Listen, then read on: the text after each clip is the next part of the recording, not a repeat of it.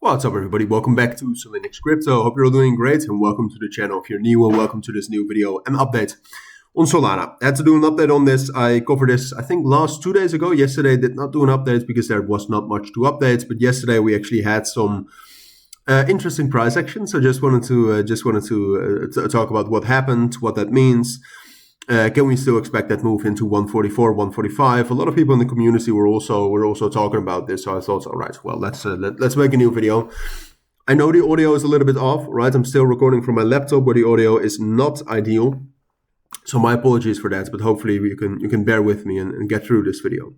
But let's get right into it. So the fundamentals for Solana. I'm slightly disappointed about. I mean, we had some nice DEX trading volumes over the last in the start of April.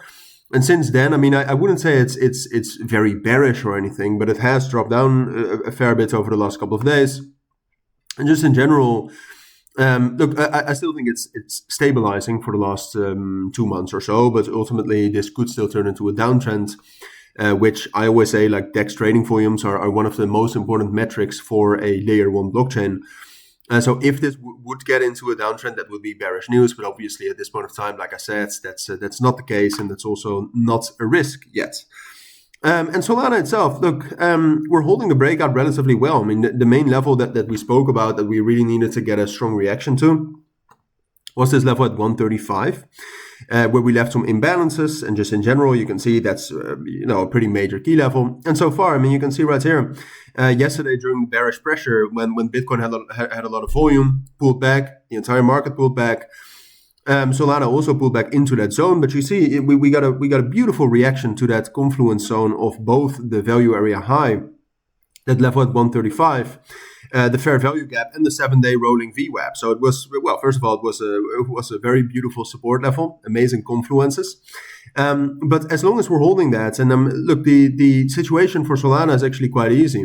As long as we're holding 135, we're bullish, right? If you zoom out here for the 4-hour time frame, we made a strong bottom right here. On the higher time frames, it was a bit of a fake out in hindsight.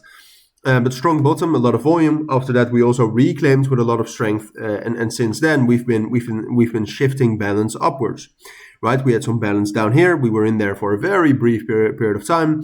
Had some balance right here, and now we're finding balance here to the upside.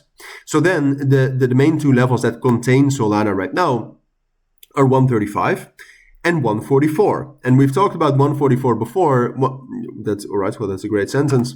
That was the main resistance level right here at the end of March, but that's also just in general a very important key level.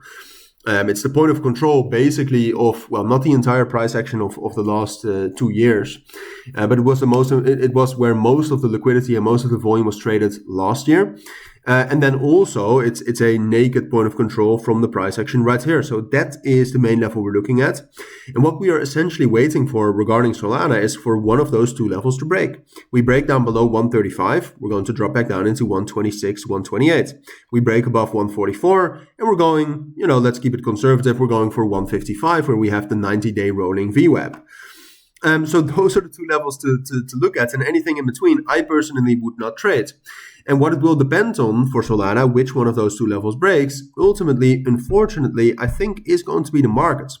Solana had quite a lot of strength right here about a week ago. But right now, there's not much relative strength. So ultimately, I think it's going to depend a lot on what Bitcoin is going to do.